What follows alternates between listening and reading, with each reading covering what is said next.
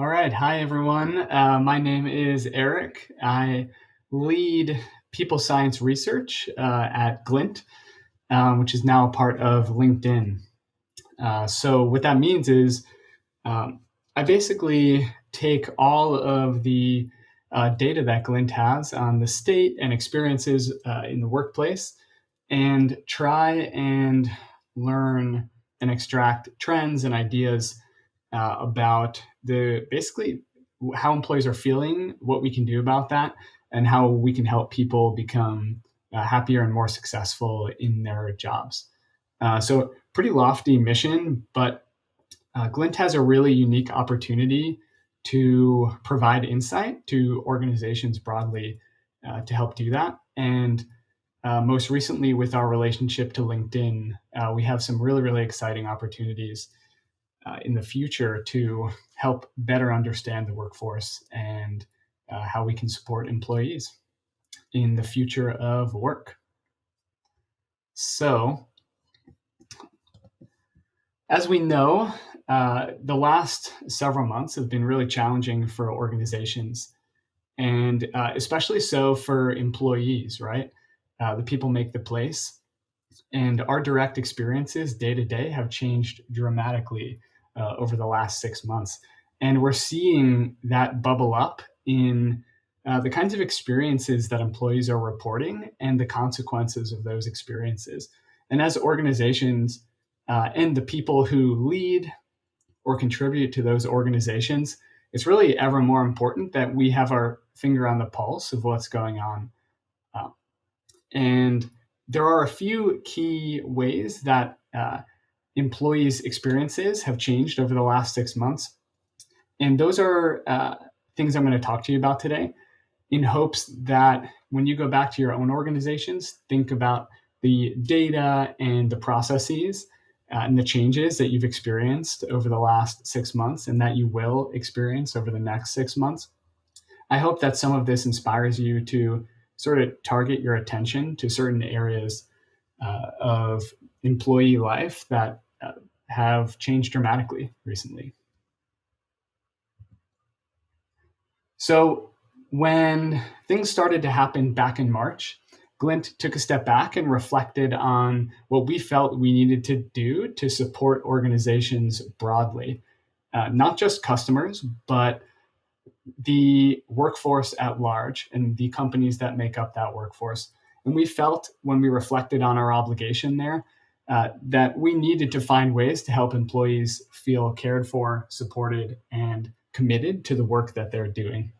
We know we all derive some part of our identity from the work that we do, and we need to help protect that part of employee identity.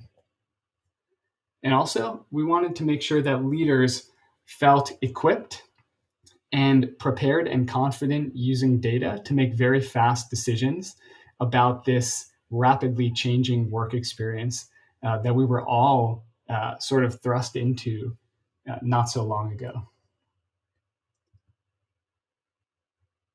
And so the way we responded to the struggles in the workplace, basically our initial attack was focusing on developing a taxonomy that could help organizations tap the experience of distress that employees were going through.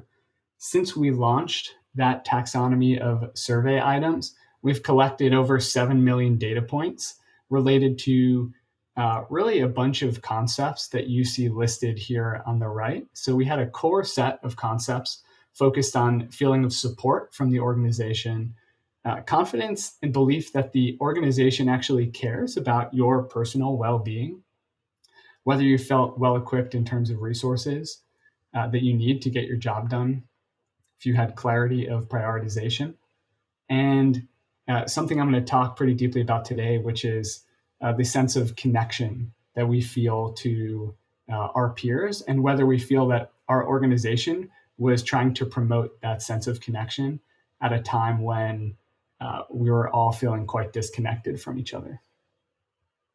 And then there's an extended bank of concepts that were basically optionals that customers could choose to measure if they felt that that concept was important to their response to the COVID-19 pandemic.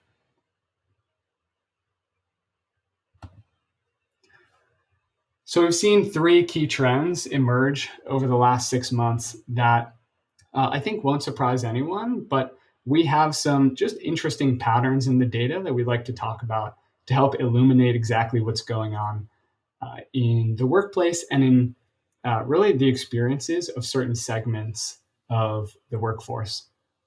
So the first is that this sense of connection that we felt to our peers, the people we worked with day in and day out, has changed fundamentally. In fact, we often feel disconnected from the people we felt so connected to earlier. And fascinatingly, we actually find that that's the case even with employees who have been fully remote prior to the pandemic. So something has changed about the way that we relate and communicate since the pandemic.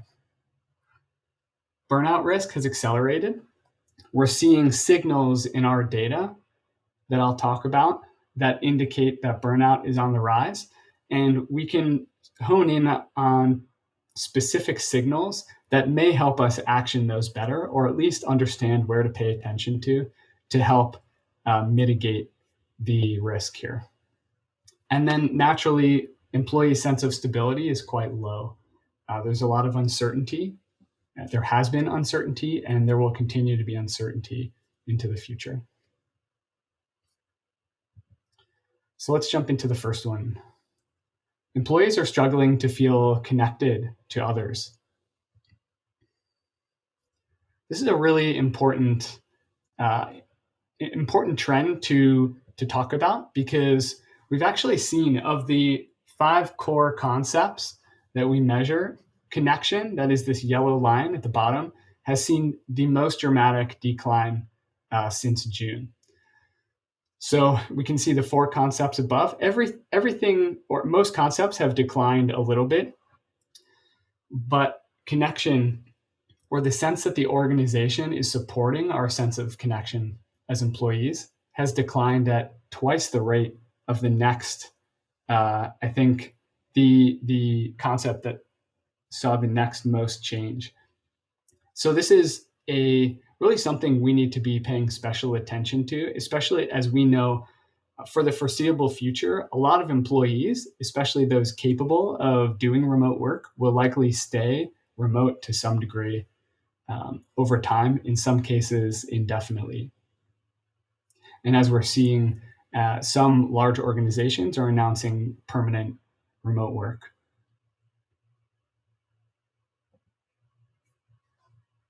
When we drill one step deeper and ask, how has your relationship to specific individuals changed since the onset of the pandemic, we see that people have felt less connected to their leaders. About 31% of respondents report feeling less connected to their leaders, 37% less connected to their teammates and those that they interfaced with on a regular basis in work, 40% less connected to friends.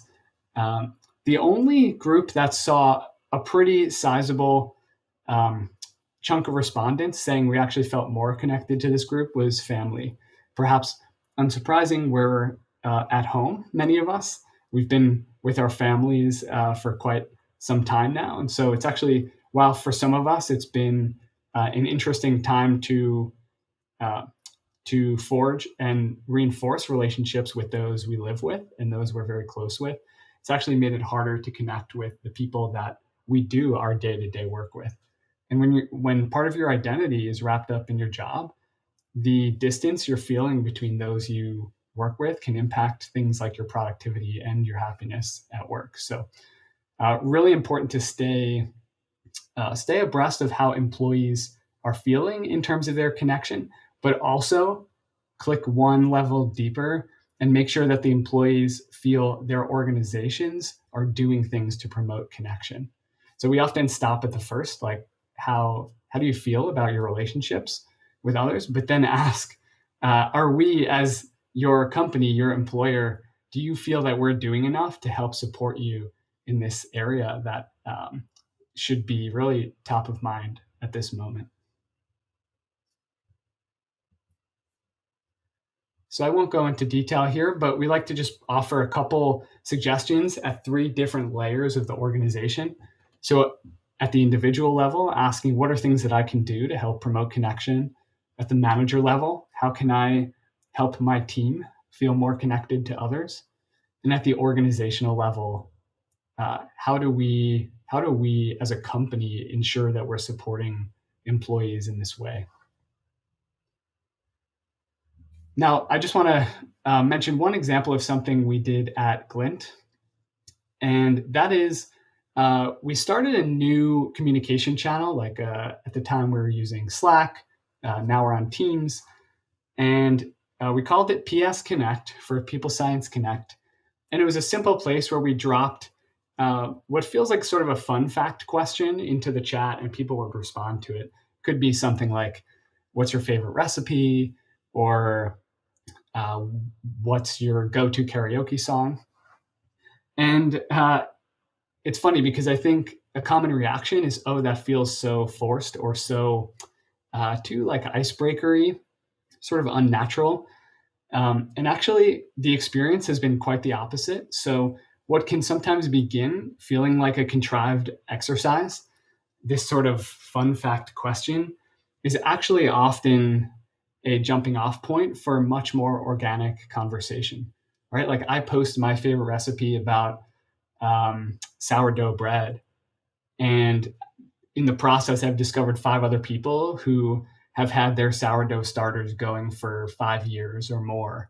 And now I've formed a small community based on this simple question that maybe felt a little silly when we posed it, but is actually a way for us to realize what links we have to those around us. Um, and so it's a really simple but powerful, and might I say, pretty inexpensive, low overhead way to just try and form these links between employees, help them build small communities at this time when it's so difficult to do so. The next trend is burnout. So we've also been hearing a lot about burnout, and we're actually, some of the data I present here, this is the first audience to see it. And I think we'll be talking about it in partnership with LinkedIn in the coming days and weeks. So you may see it pop up on your feeds as well. But some really powerful stuff here. So the way that we at Glint like to talk about burnout is by looking at signal in the comments data. So when an employee fills out a survey, they leave comments, and we can draw on language through text analytics and sentiment to basically extract risk factors for burnout. And this doesn't only include looking for indicators that are obvious, like using language like burnout, stress, workload, pressure, anxious, but actually some non-obvious cues as well. Like when you look at comments that are tagged by our narrative intelligence engine as potentially indicative of burnout, you see words like change, people going through some shift in the way that they work or their relationships. The word due, DUE. So there's something weighing on them in terms of getting to the finish line somewhere. And lack, LACK, LACK. Basically the absence of something that they need, right? Something important. And so these are some of the non-obvious cues that hint at potential precursors or risk factors for burnout. And so that's how we like to measure, or that's one way we like to measure the risk here. And what we've seen so far in 2020 is a steadily increasing rate of these risk factors emerging in our comments.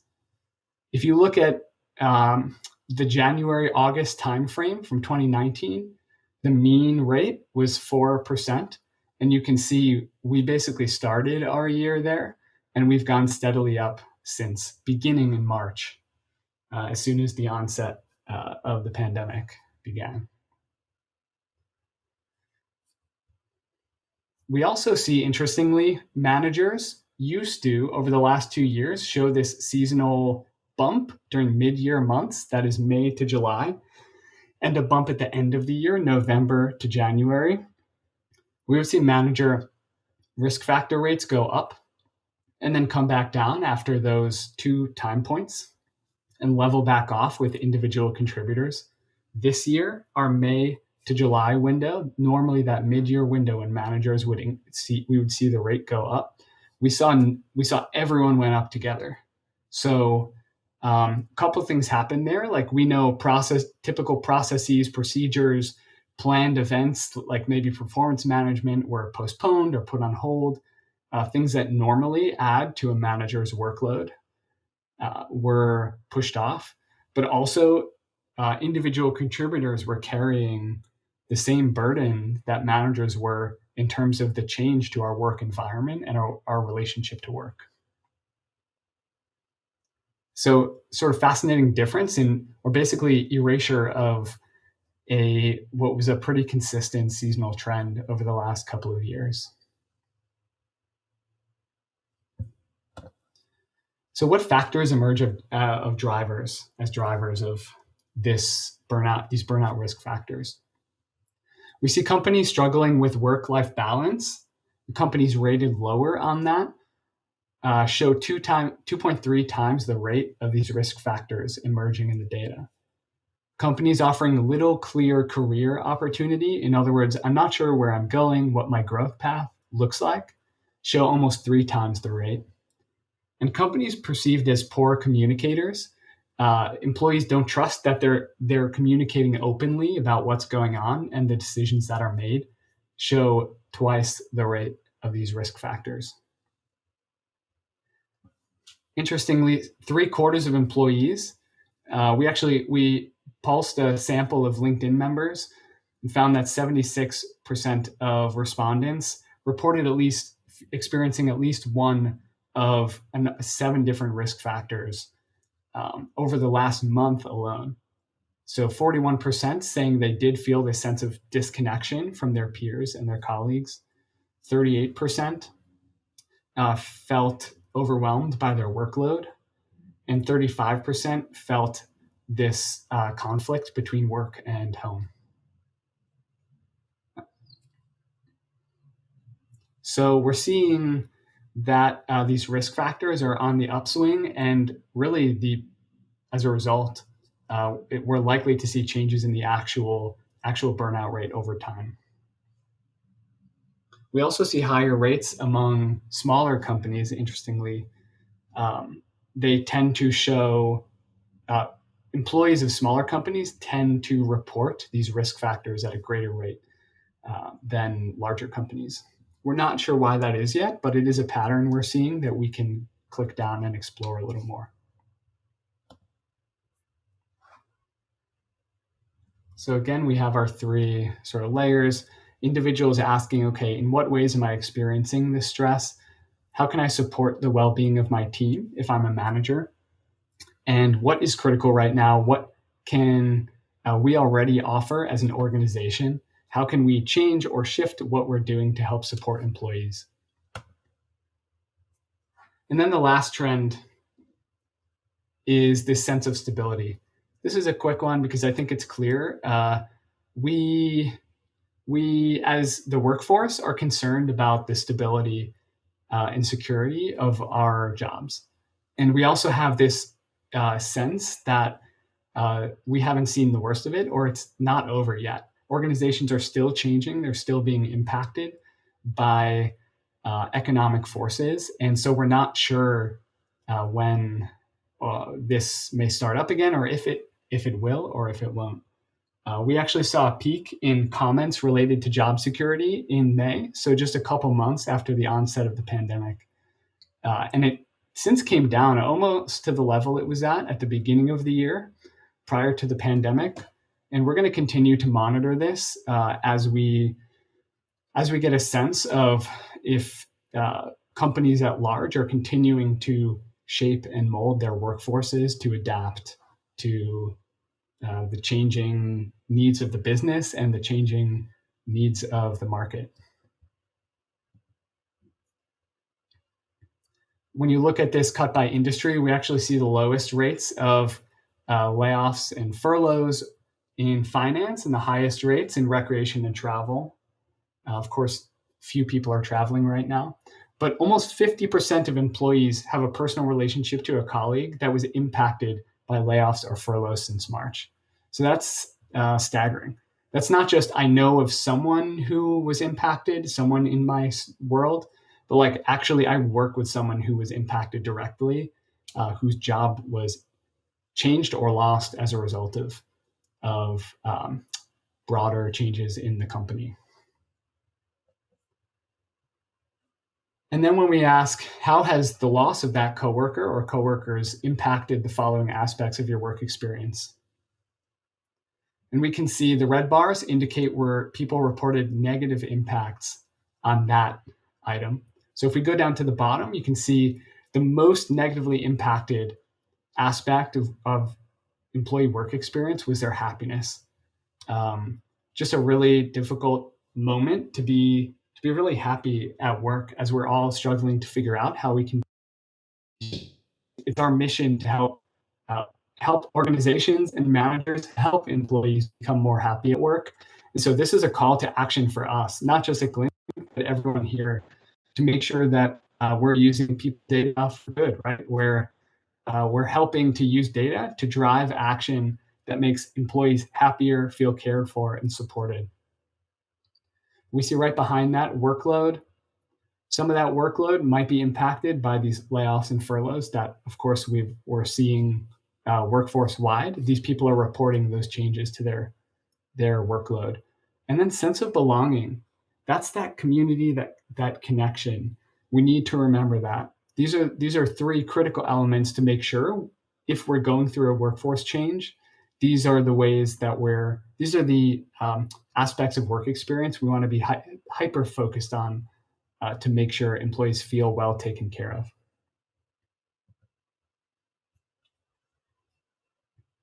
So individuals, if they're worried about stability and security, might just reflect on whether they feel they're doing the things that they need to or doing the things that are expected of them in their role. Am I doing my job? Do I feel like I'm doing the best that I can, given the circumstances? Managers ensuring they can build trust with their teams, committing to sharing information as soon as they're able and allowed to.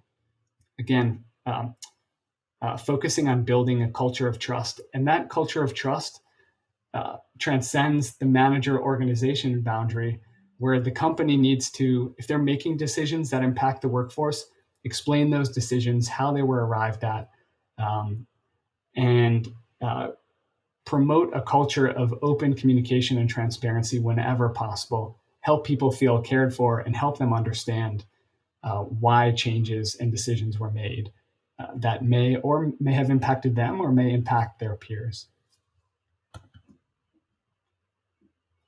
Again, connections declined, burnout is up, stability is low. Let's not forget these trends. Find ways to measure, assess, reflect on these in your own organizations. Make sure we're not losing the pulse on these because they happen to be incredible drivers of happiness and continued success in the workforce. And I just want to ask, I'll wrap up by telling each of you, feel free to reach out to me and talk to me about what's on your mind. What are you thinking about, especially if they relate to these three trends?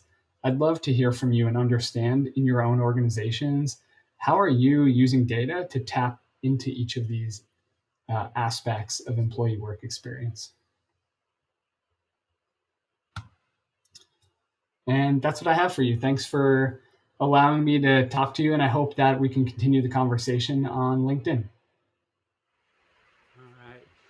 Yeah, Eric, that was fantastic. And I am taken by Glint's, and I'll just say it, because you all built your brand around people's success and really seeing people, what's going on for them right now. And obviously people are struggling. There's anxiety, there's uncertainty around, how workload is going to be managed. Am I going to have a job? And seeing people's reality and being able to respond appropriately is obviously something that responsible leaders can do. It's just, are they going out and grabbing the data? And so I asked the question at the outset of your session, in response to COVID-19, has your organization implemented a survey focused on measuring employee well-being? 63% said yes. The rest were scattered in the other response options. But yes, it's helpful was the top one. So that's good. But it also suggests that there's other organizations that have not, taken that step. So we have time for one question, and I'll just pose this. If someone in an organization says, okay, we haven't had the systems or processes or technologies in place to ask these questions and get data and analyze it in a quick way, because right now, going back to March and April, I don't imagine many companies were going out and buying survey vendors and engagement tools and things like that. But now, however, since there are some stories, hey, we really have to understand what's happening with the workforce, that it does seem like, to echo what Stacia said earlier this morning, that there is more buying behavior around, hey, we need these systems, we need these processes to shed light on the worker experience. Is that what you're seeing as well? And even if it's not something you're seeing, is that what you hope to see? I imagine so.